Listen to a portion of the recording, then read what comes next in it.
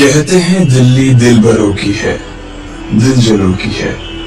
कहते तो ये भी हैं कि दिल्ली दिल फरेबों की भी है। और लकी यानी कि लक्ष्मण लाल अग्रवाल में ये सारे गुण मौजूद थे। लोग उसकी शक्ल को देखकर ही कह देते थे, अबे दिल्ली से हो क्या। लकी वैसे दिखने में स्मार्ट और अट्रैक्टिव था, पर जेब से खस्ता हालत होने की वजह से रहता बेहद सिंपल तरीके से था। शर्ट का रंग उड़ा हुआ और पैंट से पाबंद जुड़ा हुआ। कहने को तो उसकी उम्र के लड़के दिल्ली की सड़कों पर रात को मोटर बाइक दौड़ाते थे, लेकिन लकी उर्फ लक्ष्मण लाल अग्रवाल सिर्फ कमरे से कॉलेज में पढ़ाई और गर्लफ्रेंड डिम्पल के साथ थोड़ा वक्त बिताना, फिर कॉलेज से दुकान से जब होम डिलीवरी आए तो वहां, और फिर घर चला जाता था। हाँ, कभी कभी जब वो किसी लड़के को खाली सड़क पर मोटर बाइक दंदनाते हुए देखता तो कहता, एक दिन अपना टाइम भी आएगा जब मैं चश्मा लगा कर बैठूंगा और पीछे डिम्पल को बैठाऊंगा। देखना, जब वो मेरी कमर में अपना हाथ कसेगी और मैं तेजी से मोटरसाइकिल को इंडिया गेट के आसपास दौड़ाऊंगा, तो सारे दिल्ली का दिल हम दोनों को देखकर जलेगा। दुकान में रखा हुआ बर्नॉल भी काम नहीं आएगा। लकी ने कहा और अपने हाथ में बर्नॉल की क्रीम को दबा दिया। जैसे ही उसने क्रीम को दबाया, उसका क्रीम बाहर आ गई। अबे गाने क्या कर रहा है? वो कोई स्पंज की गेंद है क्या जो उसे दबा रहा है? दुकान के मालिक ने उससे फटकारते हुए कहा और उसके सर पर एक चपत लगा दी। Sorry sir. लकी ने अपना सिर बचाते हुए कहा। वो करोल बाग में स्थित एक छोटी सी मेडिकल स्टोर पर काम करता था। उसकी दुकान का नाम था चमन मेडिकल स्टोर और उसके ओनर का नाम था चमन लाल। लकी पिछले 5 साल से इन्हीं की दुकान पर काम कर रहा था। यहाँ इस छोटी सी शॉप पर काम करना उसकी मजबूरी थी। लाइफ में कंगाली की वजह से उसे कॉलेज में पढ़ाई पूरी करने के लिए पार्ट टाइम जॉब करना था। उसने कई अच्छी जगह अच्छी तनख्वाह की नौकरी ढूंढी, पर नहीं मिली और वो इस मेडिकल स्टोर पर ही अटक गया। गधे, अब इसके पैसे क्या तेरा बाप भरेगा? कटेगा। इसका पैसा भी तेरी तनख्वाह से कटेगा और एमआरपी से डबल रेट में कटेगा। चमन ने अपने दांतों को किचमिचाते हुए कहा। गुस्से की वजह से उसकी नाक फूल गई थी और लकी की सांसें। उसने घबराते हुए ओनर से पूछा, एमआरपी से डबल क्यों सर जी? ताकि अगली बार से ऐसी कोई हरकत करने से पहले तू डबल बार सोचे। चमन ने कहा और उसके हाथ से ट्यूब छीन ली। उसका जी तो चाह रहा था कि वो लकी की खोपड़ी पर एक और बार अपना हाथ साफ कर ले, लेकिन उससे पहले ही दुकान का फोन बजने लगा। फोन की घंटी बजते ही लकी को वहां से निकलने का मौका मिल गया और वो भागते हुए फोन उठाने के लिए चला गया। हेलो जी, करोल बाग के बेस्ट मेडिकल चमन मेडिकल स्टोर से बोल रहा हूँ, बताइए क्या काम था? ये लकी की पेटेंट लाइन थी। चाहे कहीं से भी फोन आए, लेकिन उसे फोन पर बस यही बोलना था। जैसे ही इधर लकी ने अपनी बात कही, उधर से जवाब आया, मैं अप्रूविंग नाइट होटल के कमरा नंबर 303 से बात कर रहा हूँ। एक छोटा सा ऑर्डर है, नोट करो और जल्दी से ऑर्डर पर डिलीवर करवा दो। वो एक लड़के की आवाज थी। उसकी आवाज में काफी भारीपन और एक अजीब सी जल्दबाजी थी। जैसे ही लकी ने वो आवाज सुनी, पता नहीं क्यों उसे वो आवाज जानी पहचानी सी लगी। जी सर, बताइए आपका क्या ऑर्डर है? हाँ तो लिखो, हार्ट प्ले के 2 पैकेट और 1 पैकेट टिश्यू। लकी, जो कि अपना पेन लेकर खड़ा था, हार्ट प्ले का नाम सुनते ही झिझक गया। असल में हार्ट प्ले नाम का एक कंडो माता था और इसलिए उसका नाम सुनते ही लकी शर्मा गया था। इतने साल से भी मेडिकल की स्टोर पर काम करने के बाद उसे इन चीजों का नाम सुनने में शर्म आती थी। हेलो भाई, लिखा कि नहीं लिखा? उस आदमी ने फिर से लकी से पूछा। जी जी सर, लिख लिया सर, लिख लिया। लकी ने खिसिया कर हंसते हुए कहा। लिख लिया तो फिर लेकर निकल, उस लड़के ने कहा। उसकी आवाज सुनकर ना जाने ऐसा क्यों लग रहा था कि वो बहुत बड़ा आदमी था। जी जी सर, मैं सर, लेकिन सर बाहर तो बारिश हो रही है, लकी ने कहा। उसने देखा कि बाहर बहुत तेज बारिश हो रही थी। उनकी दुकान के सामने पानी भर गया था और तेज हवाओं की वजह से चमन मेडिकल स्टोर का बोर्ड भी गिर गया था। लकी को लग रहा था कि वो इतनी तेज बारिश में अभी एकदम से तो नहीं निकल पाएगा, तो उसने उस लड़के को समझाते हुए कहा, सर मैं ऑर्डर तो ले आऊंगा पर थोड़ा टाइम लग जाएगा, बारिश थोड़ी थम जाए आप। इससे पहले कि वो कुछ आगे बोल पाता, फोन पर लड़का बोल पड़ा। तुम्हारे मालिक को पता है कि तुम मल्होत्रा जी के लड़के को मना कर रहे हो? आप पता है बारिश हो रही है, इसलिए सारा सामान अच्छे से थैली में पैक करके लाना और लेट नहीं होना चाहिए, समझे? उस लड़के ने कहा और इससे पहले कि लकी आगे कुछ कह पाता, उसने फोन काट दिया। उधर से लकी के दुकान का ओनर उसे घूर कर देखा जा रहा था। लकी के हाथ में पेन और पेपर देखकर ही वो समझ गया था कि उसके पास कोई ऑर्डर आया था। आज वैसे भी इतनी बरसात होने की वजह से सुबह से इक्का दुक्का ग्राहक ही दुकान पर आए थे। ऐसे में उसकी दुकान का मालिक एक भी ऑर्डर को छोड़ना नहीं चाहता था। वो लकी को देख रहा था और लकी बारिश की ओर देख रहा था। बारिश का बहाना नहीं चलेगा, जाना पड़ेगा, चमनलाल ने कहा। मैं बहाना नहीं कर रहा सर, थोड़ी बारिश धीमी हो जाए तो मैं चला जाऊंगा। अभी आप खुद ही देखिए कितनी तेज बारिश है। वो पता नहीं कोई मिस्टर मल्होत्रा का कोई बेटा कुछ ज्यादा ही जल्दी में था, मैं साइकिल से तो पहुंच नहीं पाऊंगा इतनी जल्दी। लकी ने उनकी ओर देखते हुए कहा। क्या कहा? मिस्टर मल्होत्रा जी का बेटा? तू मेरी दुकान बंद करवाएगा क्या? अभी के अभी निकल उनका ऑर्डर लेके, वो हमारे बहुत पुराने कस्टमर है, चमन ने कहा। पर लकी ने कहा ही था कि चमन बोला। पर कुछ नहीं, तू मेरी मोटरसाइकिल ले जा, उसने गुस्से में कहा। अरे सर जी, 200 के ऑर्डर में मुश्किल से 40 रुपए बचेंगे, इससे 3 गुने का तो पेट्रोल ही लग जाएगा, और अगर गाड़ी रास्ते में बंद हो गई तो अलग से खर्चा, लकी ने समझाते हुए कहा। वो जानता था कि उसका मालिक इन सब बातों पर ध्यान नहीं देने वाला। चमनलाल बोला। कोई बात नहीं, तू जा, चाहे जो हो जाए ग्राहक नाराज नहीं होना चाहिए, और वैसे भी वो मल्होत्रा जी का बेटा है। चमनलाल ने मोटरसाइकिल की चाबी लकी की ओर उछालते हुए कहा। लकी ने चाबी ली। उसे देखकर उसके अंदर मिक्स फीलिंग आ गई। एक तो वो बहुत खुश हुआ कि बड़े दिनों बाद बाइक चलाने को मिलेगी, पर वहीं दूसरी तरफ दुखी इसलिए हुआ कि बाइक मिली भी तो ऐसी तेज बारिश में अगर खराब हो गई तो इसकी चपत भी उसके सिर पर ही पड़ेगी। वो मुंह लटका कर रेनकोट और हेलमेट पहनते हुए वहां से निकल गया। बाहर आकर बाइक को देखा तो लकी ने मन में सोचा, चलो ठीक है, जो होगा देखा जाएगा, कम से कम बाइक तो चलाने को मिल रही है। दरअसल लकी इतने साल काम करने के बाद भी अपने लिए एक मोटरसाइकिल नहीं ले पाया था। लकी की तनख्वाह ही इतनी भर थी कि सिर्फ उसके कमरे का किराया, उसकी साइकिल में डालने वाली हवा का खर्च, बिजली पानी का बिल और डिम्पल के साथ महीने में 1-2 बार बाहर खाने का खर्चा ही निकल पाता था। उसे डिम्पल की कही बात अक्सर याद आती थी। लकी, अगर अगले 2 महीने में तूने बाइक नहीं खरीदी ना तो मैं तेरे से ब्रेकअप कर लूंगी, देखना। असल में डिम्पल को लकी के साथ बाइक पर घूमने की बड़ी तमन्ना थी। लकी की इस उजाड़ जिंदगी में एक वही तो थी जिसके लिए जिंदा रहने को उसका जी चाहता था। जब भी वो उससे बाइक की बात करती तो लकी डिम्पल की इस बात को हंस कर टाल देता था।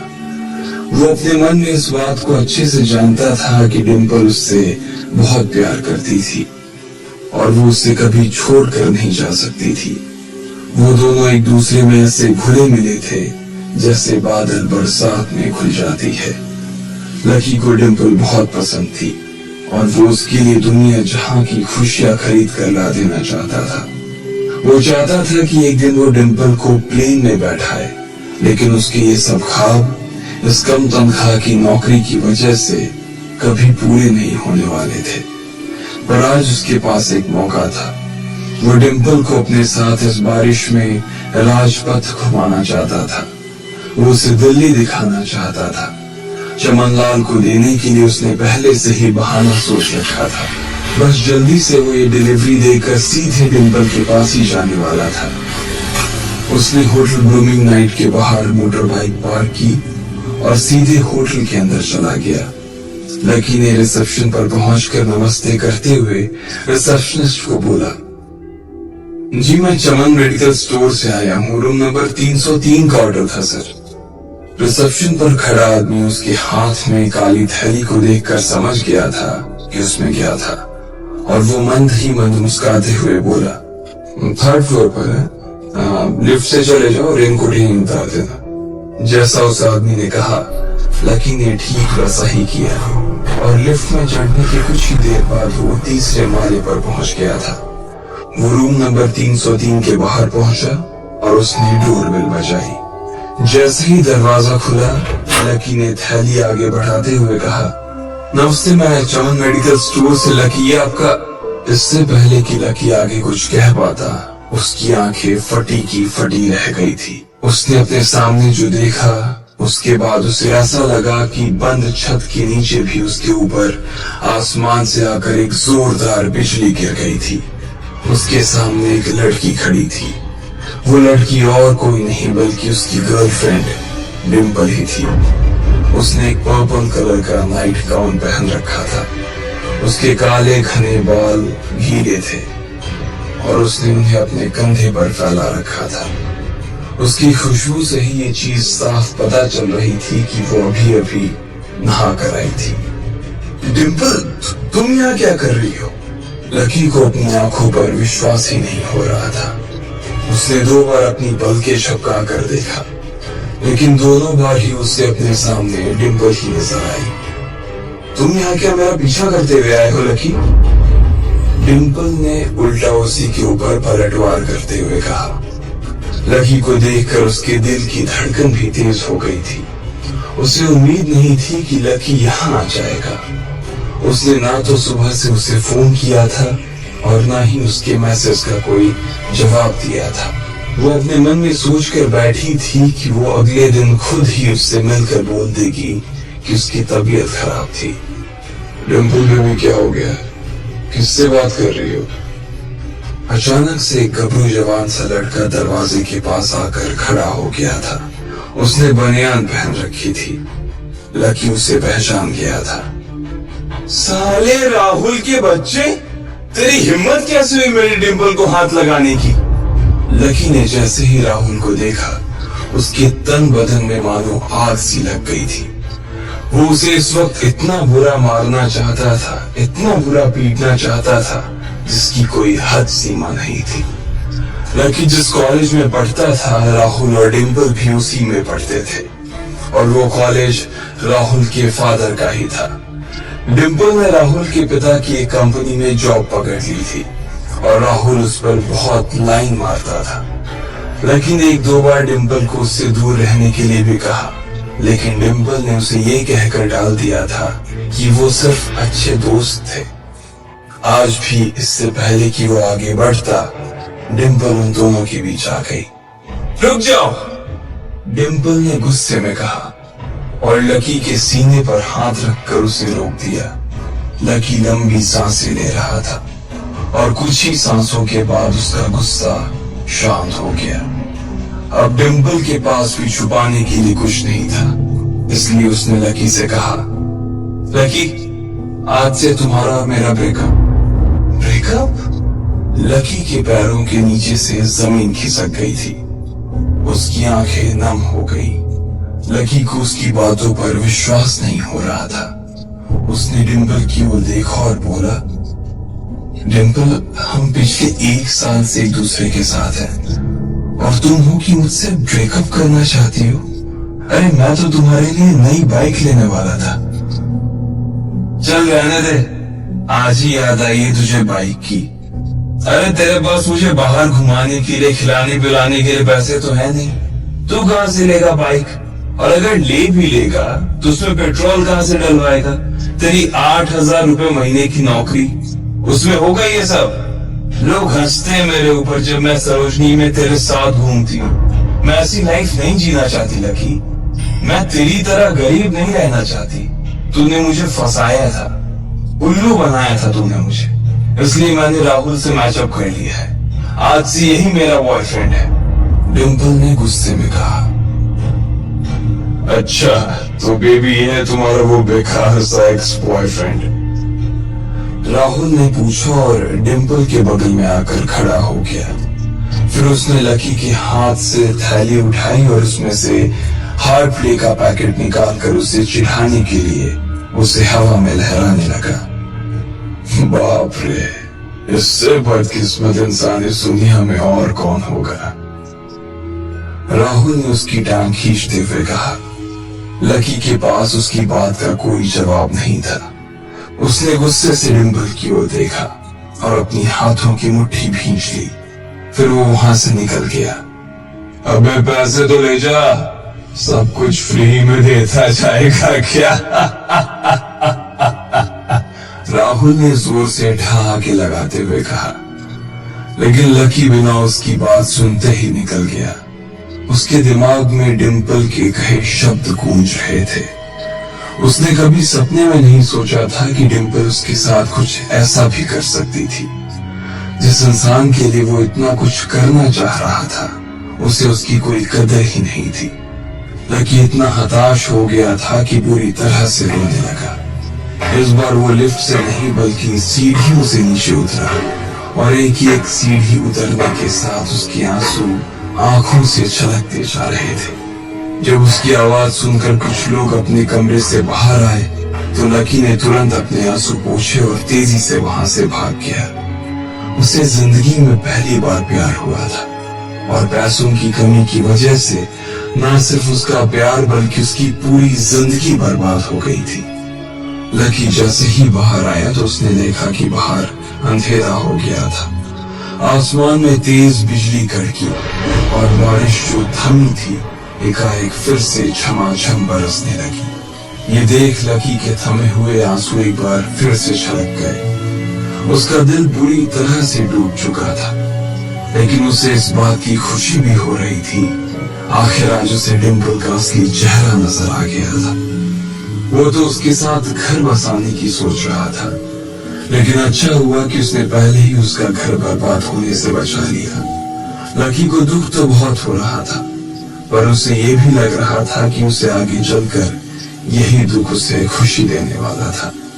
लेकिन एक चीज थी जो लकी को परेशान कर रही थी, वो थी उसकी माली हालत। उसकी जेब इतनी तंग थी कि उसे फटी हुई जेब की पैंट पहनकर घूमना पड़ता था। कभी कभी तो लकी सिर्फ रोटी खाकर दिन काट लेता था। वो कब से कोशिश कर रहा था कि कोई अच्छा काम पकड़ सके, लेकिन उसे कोई काम देने को राजी नहीं था। उसने टूटे हुए दिल को दिलासा देते हुए मन में सोचा कि डिम्पल पर खर्च होने वाले पैसे बच जाने से शायद उसके हालत सुधर जाएंगे। पर फिर भी वो रातों रात रईस नहीं हो जाने वाला था। उसने ऊपर आसमान की ओर देखा और जोर से चिल्लाया, अगर इतना ही अनलकी बनाना था तो फिर नाम लकी क्यों रखा भगवान? वो जितनी जोर से चिल्ला सकता था उतनी जोर से चिल्लाया। उसकी आवाज से आसपास खड़े लोग एक बार तो डर गए थे। लकी ऊपर ही देख रहा था और उसके आंसू बारिश के पानी के साथ मिल गए थे। जैसे ही वो फूट कर रोने को था, तभी उसके फोन पर एक मैसेज आया।